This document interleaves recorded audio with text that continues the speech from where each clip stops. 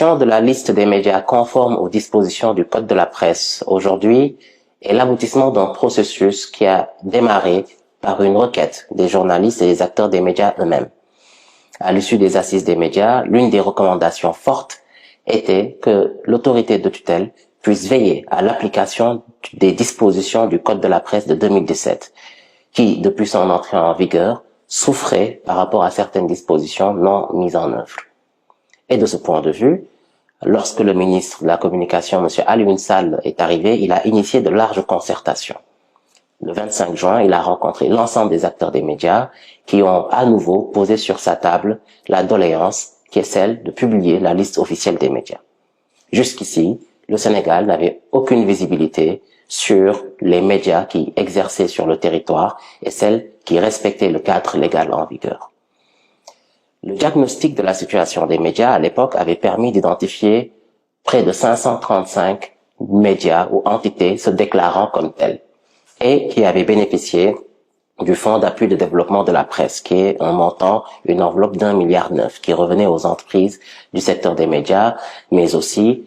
qui finançait la formation continue, la formation initiale et les instances de gouvernance, c'est-à-dire la commission de la carte nationale de presse et le tribunal des pairs, le CORED. Après la création d'une plateforme innovante pour identifier les acteurs des médias, Déclaration Média Sénégal, et le lancement à la Maison de la Presse en présence des acteurs, le ministère a initié également des démarches concertées et a mis sur place une commission pour faciliter l'examen de leurs déclarations. Cette prérogative, qui est une prérogative du ministère, parce que les dispositions du Code de la presse renferment 3 régimes juridiques, celui de l'autorisation préalable et finale pour les médias audiovisuels, qui est du ressort exclusif du ministère de tutelle, après avis conforme de l'autorité de régulation, le CNRA. Le régime juridique de l'enregistrement, qui concerne les entreprises de presse écrite. Une entreprise se constitue, elle veut exercer pour la presse écrite, elle vient s'enregistrer au ministère en conformité avec certaines dispositions. Avoir une parution régulière, disposer d'un directeur de publication qui a 10 ans d'expérience, un rédacteur en chef qui a 7 ans d'expérience, et des dispositions additionnelles qui seront contrôlées pour que cette entreprise puisse bénéficier des avantages, qui est l'appui destiné aux entreprises, le Fonds d'appui de développement de la presse, à savoir employer au minimum un certain nombre de journalistes, notamment 5. Et enfin, le régime de la déclaration, qui concerne les entreprises de presse en ligne, les sites web notamment, qui doivent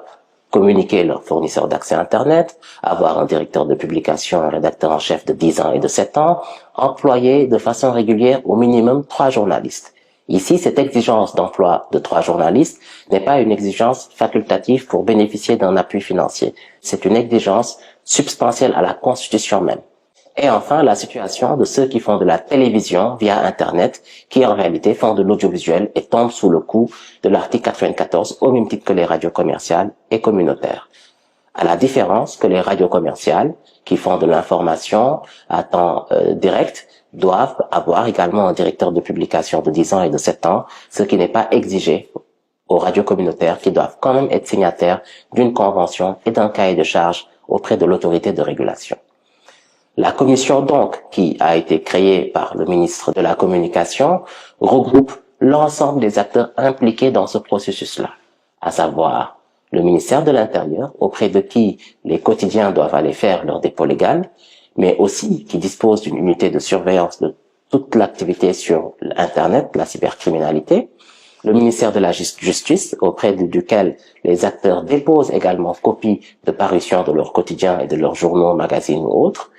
mais aussi le ministère de l'Emploi, pour qu'il puisse nous aider à identifier les entreprises qui respectent les dispositions de la convention collective qui concerne les acteurs des médias et veiller à l'application des conditions optimales de travail. Pour garantir la démarche inclusive et la transparence, le CNRA a été convié, le Conseil, la Commission nationale de la carte de presse et le tribunal des pairs, le CORED.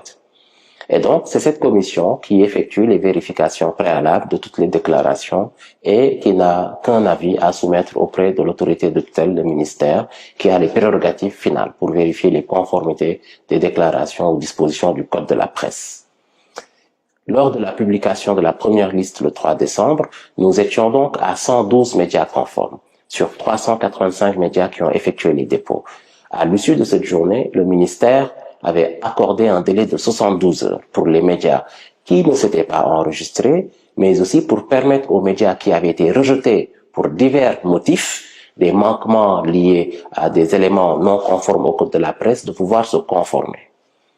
À la suite de ce délai-là, plus de 200 médias se sont déclarés. Et au total, nous avions eu plus de 600 médias qui se sont enregistrés dans la plateforme Déclaration Médias. À l'issue des vérifications, 639 médias se sont déclarés après le délai de 72 heures. Sur ces 639, 259 uniquement sont conformes aux dispositions du Code de la presse. Je rappelle que nous avions demandé également aux médias en ligne de partager 3 contrats de travail des journalistes employés à titre régulier, ce qui est une exigence contraignante lors de la création d'un média en ligne. Et donc, cela nous a permis de vérifier que 122 médias en ligne sur près de 244 au moins ont essayé de déposer les contrats. Vous remarquerez donc que plus de la moitié des entreprises de presse en ligne ne disposent pas de contrat de travail, donc n'ont pas mis les journalistes dans des conditions de travail optimales respectant la convention collective.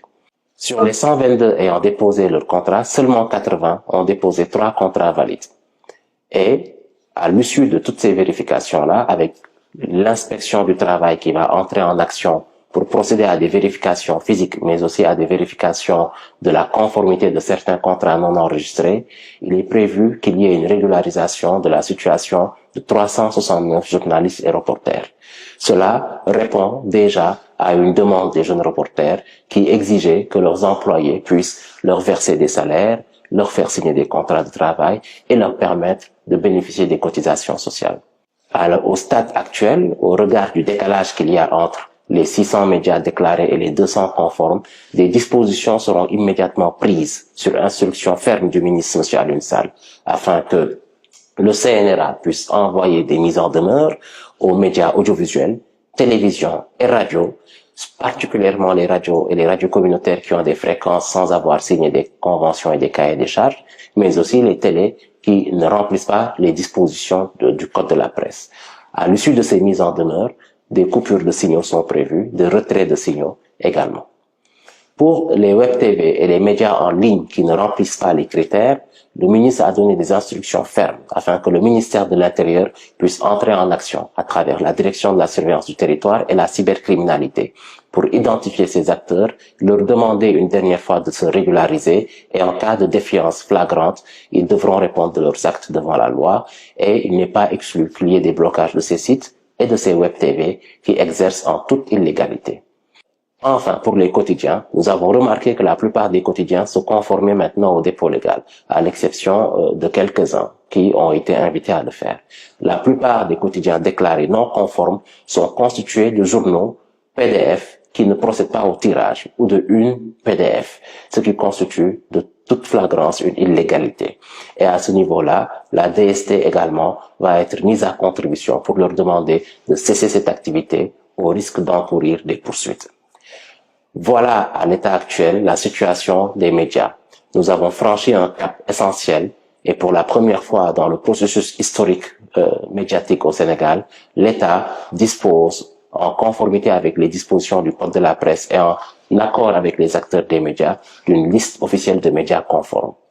Le processus n'étant pas figé, des vérifications additionnelles vont se faire pour d'autres médias par rapport à l'exécution des cotisations sociales pour leurs employés, mais aussi pour tout autre média qui voudra se déclarer ou tout autre média qui devra se créer à l'avenir, car nous sommes dans un pays régi par le principe des libertés par rapport à la liberté d'expression et la liberté de presse, et tout citoyen qui le souhaite peut, s'il remplit les critères fixés par la loi, procéder à la création d'une entreprise de presse. Je vous remercie.